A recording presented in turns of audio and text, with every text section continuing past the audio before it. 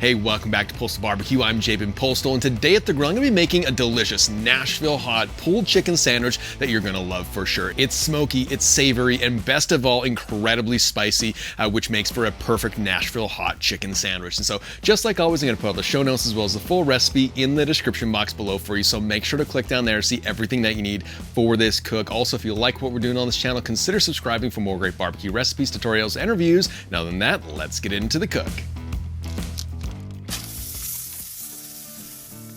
As I said, welcome back to Postal Barbecue. I appreciate you being here. Today at the grill, we're cooking up some delicious Nashville Hot Pulled Chicken sandwiches, and this is going to be absolutely delicious. It's savory, smoky, and best of all, incredibly spicy. And this is gonna be a great addition to your weekly rotation because it doesn't take a lot of time and the flavor is just incredible. So to start with, I have one full chicken, and so I'm gonna flip this over and I'm gonna take some kitchen shears and just cut out that backbone, because I want this chicken to be laying fully flat on the kettle grill. And you've seen me do this a number of times. If you want to learn how to break down a full chicken, I'll put a link down in the description box for you to check that out. There we go. And then I'm going to snip the breastbone here. And then just with my knife, I'm going to just press down on this, splitting it in half. There we go. And just like that, we have two halves of our chicken. And this is just going to help the chicken cook a little bit more evenly when it goes onto the kettle grill. The last thing I'm going to do is I'm just going to go through and just clean up any of these unwanted fat deposits because end of the day, we're not using that, and I'd rather get some seasoning on the actual pieces that we're going to be using. You know, anytime you're cooking a full chicken, this is one of the ways that I actually prefer to cook it, just because you can control it a little bit more. You can also break it down and section it off into quarters, just to get the best cook possible on your chicken. Because we all know that when it comes to chicken, the breast dries out a little bit faster. The chicken quarter needs to be cooked a little bit hotter and longer for good texture. And so this is one of the reasons why it's always a good option to break it down like this. So when it comes time to seasoning your chicken, go ahead and use your favorite chicken rub. Today I'm going to be seasoning it with my Postal Barbecue chicken rub. This stuff goes incredibly well on chicken. So I'm going to flip it over because this is going to be the underside, and I'm going to apply a generous coating to the outside of this chicken.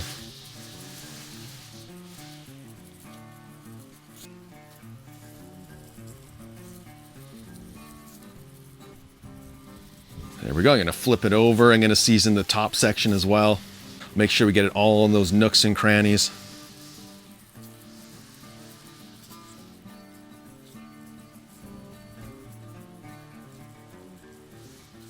All right, there we go. That looks pretty good to me. And so for this cook today, I'm going to be using the Slow and Sear Kettle Grill as well as a new thermometer that I've never used before, and it's by the guys over at The Meat Stick. And so this was sent to me just to try out. So just like any other wireless probe, I'm going to place that into the breast portion here, and this is what I'm going to monitor because the breast is the one that's going to dry out fastest and first. And so with everything all prepared, I'm going to go ahead and get this chicken onto the grill opposite the coals.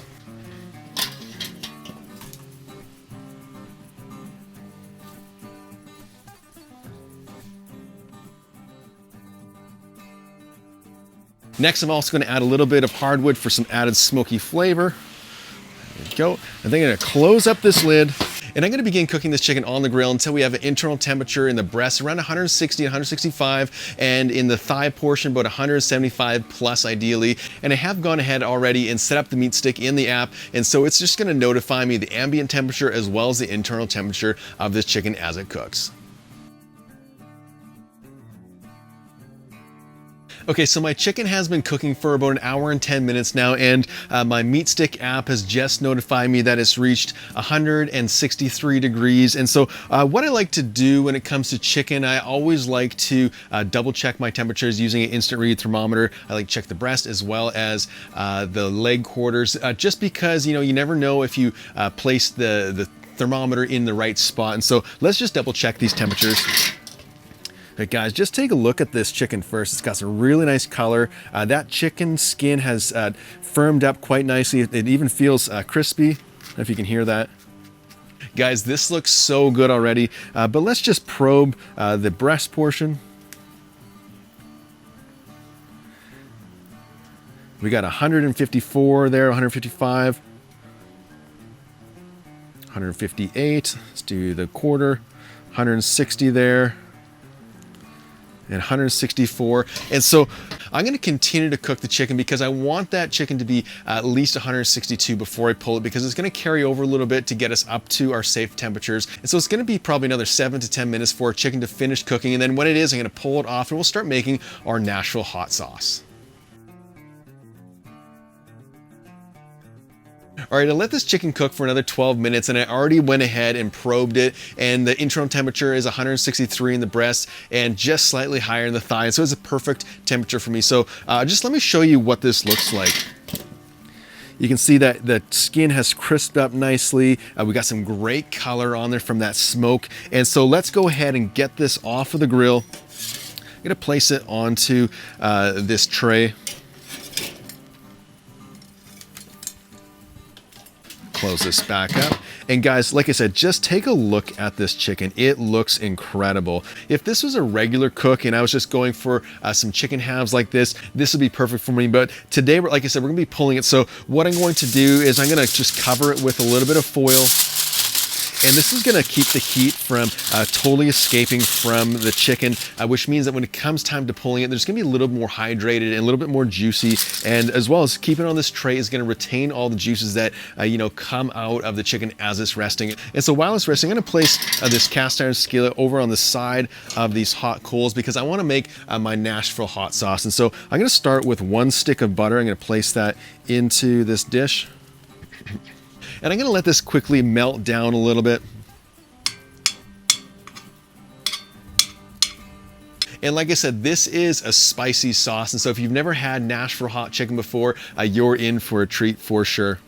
All right, with my butter melted, there's only 4 ingredients that I'm going to be adding in. To start with, I have some cayenne pepper. This is 2.5 tablespoons of cayenne pepper. And with this recipe, go ahead and add in as much or as little cayenne as you like. Some recipes, they call for a lot more. But with this, because we are going to be incorporating into the pulled chicken, we don't need as much because we're probably going to end up using a little bit more sauce than if you were just to paint it on some fried chicken. So I also have 1/2 tablespoon of coarse black pepper.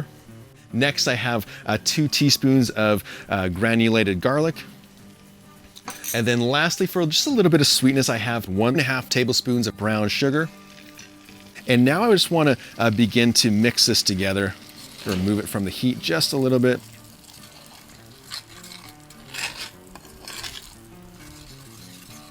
There we go. So once that sauce is fully incorporated, it's a little bit bubbly, just remove it from the heat because we don't want to overcook this sauce. All right, let's unwrap this chicken and begin to pull it apart and remove that meat stick. And guys, just look at this. So what I'm gonna do is I'm just gonna begin to rip it apart, first with that skin. And if you want to throw the skin back on the grill, go for it. I like to just cut it up as it is and take the breast.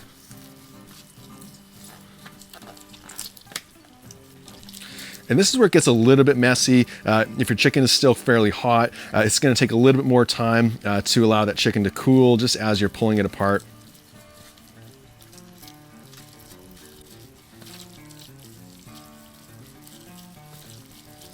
All right, that looks pretty good. And so the last thing I'm gonna do is I'm gonna grab my crispy chicken skin and I'm just gonna slice into it and just make it into some bite-sized pieces that I can then incorporate back into this chicken, because there's a ton of extra flavor in all this chicken skin. We wanna make sure that's in our sandwich. There we go, place that back in there. All right, I'm gonna place this in a dish, and this is just gonna be a little bit of a mixing bowl. Guys, this smells awesome, but it's not done yet. I'm gonna grab some of this Nashville hot chicken sauce, and I'm gonna place a couple scoops of that in there and just mix it around. You can really begin to smell the spice and the savory components of that chicken coming together really nicely. And again, when it comes to the spice level, adapt it to your taste. If you want a little bit more spicy, just add some more of that cayenne and you're gonna be golden, or just add more sauce to your pulled chicken. All right, that looks great. So let me just get some of the stuff out of the way and we'll start to build our Nashville hot pulled chicken sandwich. All right, when building this sandwich, there's only a few things that you're gonna need. I got some mayonnaise. I'm gonna place this on the bottom of this sandwich. And I am using a brioche bun, which is nice and soft. And so once you have your mayo down, grab some of that Nashville Hot Pulled Chicken and place that on your bun.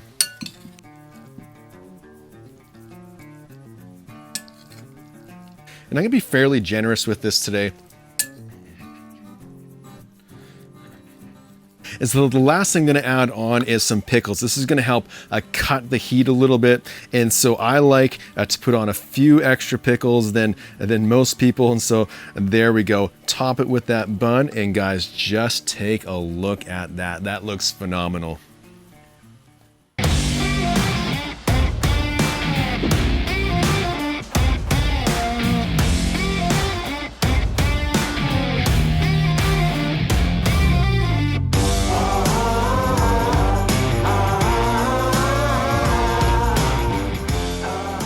All right, guys, it only took about an hour and a half to fully make this Nashville Hot Pulled Chicken sandwich.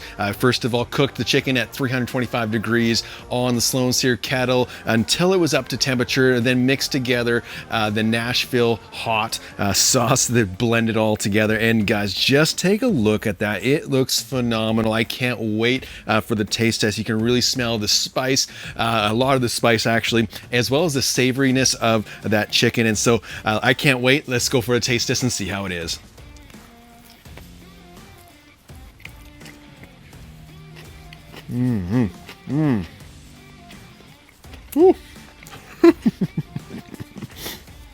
Wow. There it is. Oh, it's delicious. Guys, this Nashville Hot Pulled Chicken sandwich turned out great. You know, it's actually pretty amazing, especially when you pair that spice with the pickles just to kind of get through to the next bite. And like I said, you can add as much of that cayenne to add that spice as you like. This, for me, I feel like is a really good, well-rounded spice. You know, can really hit a lot of flavor profiles. But if you are a spice nut, go ahead and double that cayenne. Make it as hot as you like. And I know some of you have been wondering how the meat stick thermometer worked throughout the cook. You know, there was one little glitch where it stopped connecting. You know, that's likely user error because this was my first time using it. But all in all, it's very similar to a lot of the other styles of wireless meat thermometers where you have the ambient on the one side as well as the meat probe. And I'll make sure to put a link to that in the description box for you so you can check it out for yourself. But, you know, this is one of those sandwiches that is full of flavor. It's spicy, it's savory, it's got amazing flavor from the barbecue rub. And best of all, it doesn't take a lot of time. And so you could go to work, come home, make this on the grill and feed your family in no time. And so it is just a winning combination. So I hope you give it a try.